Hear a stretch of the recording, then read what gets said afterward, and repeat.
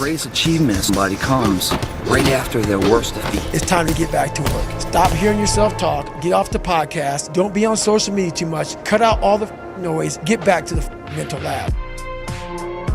This arc is an apology to yourself, an apology for wasting time, an apology for holding yourself back, and an apology for sabotaging your own success. See, if you're watching this video, you're obviously sick and tired of being sick and tired. You've had enough of being average. There comes a day where being average, being mediocre is just sickening to you.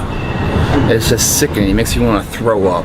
And if you're not, you can click off this video because it's probably not for you. See, it's time for the 2.0 version of ourselves to come out. The version of ourselves that's committed to our goals no matter what. The version that feels the fear but does it anyway. And the version of ourselves that attacks our goals relentlessly without procrastination. I'm in this phase too. And for too long I was in a rut. I put off achieving the goals I set for myself. Instead of doing the work that would have progressed my life, I indulged in vices that were no good for me. This is known as escapism. I put off chasing the goals that were important to me because I was scared that people would laugh at me. I always talked about how I was going to achieve such and such goal but never took action on it. I couldn't sit down to focus on any work because I was so distracted. As soon as I felt any resistance from the task, I would just indulge in cheap dopamine.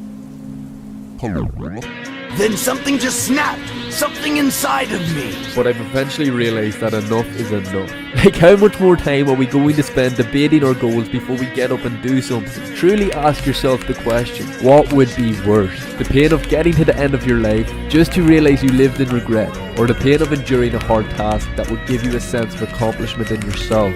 You know the answer, so let me tell you how we are going to make the greatest comeback of our lives and evolve into the best version of ourselves. Time for 2.0. You've got to disappear and spend a few months improving yourself. I don't mean in some emo antisocial way, but instead the Sasuke Uchiha way. See, Sasuke is an Avenger who was written to have a single goal-orientated mindset. What I have is not a dream, because I will make it a reality.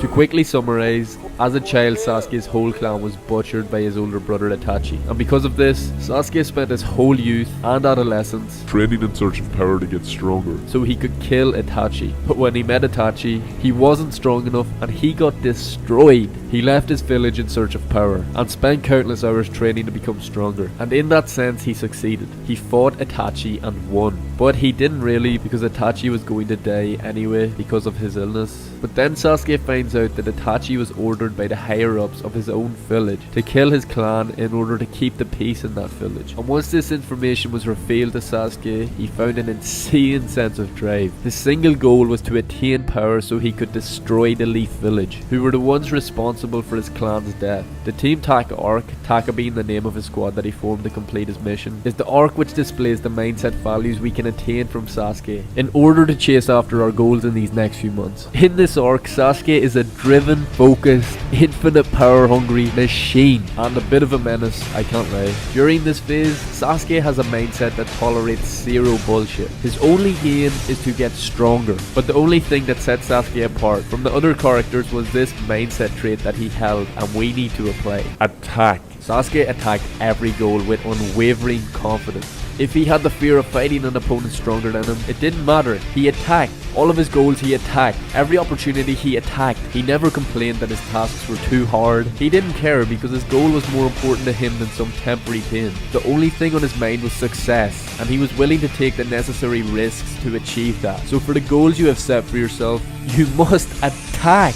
Nothing is going to be achieved by you sitting around debating your goals all day. You have to build momentum and success will come. And you build that momentum with the attacking mindset. During these next few months, you've got to improve every aspect of your life. In other words, you have to reinvent yourself. The best place to start is to form a powerful routine. It sounds like cliche self-improvement talk, but I didn't know how powerful having a routine was until I created one. When you set an early time for yourself to wake up and you eat the frog, which means doing the hardest task you can for that day, first thing in the morning, it breeds confidence. That's why they say if you win the morning, you win the day. And that means if you keep winning days, you win the week, and keep winning weeks, you win the months, and keep winning months, you win the year. The momentum from the morning just keeps compounding throughout the day. And when you are consistently doing what you say you were going to do, and you consistently accomplish what you said you would accomplish on the day to day, it breeds immense confidence. Personally, I wake up at 6 a.m. and do the hardest thing I can, which is an ice bath and a workout. This immediately sets the tone for the day. You feel confident in yourself, and you can't wait to attack the rest of your goals for the day. For too long, I unknowingly lived resenting myself for being unproductive and lazy, but that's not the case anymore. Basically, just following the Huberman morning routine is the best option. What does your morning routine look like? Wake up. Round about what time? These days around 6:30 a.m. When I wake up, I make a beeline for sunlight. The single best thing you can do for your sleep, your energy, mood, wakefulness, metabolism is to get natural light in your eyes early in the day. I hydrate, I drink water, then I do caffeine about 90 to 120 minutes after waking. You've had your light in the eyes. What have you been doing between that and the yerba mate 90 minutes? I try and do something challenging. I generally will then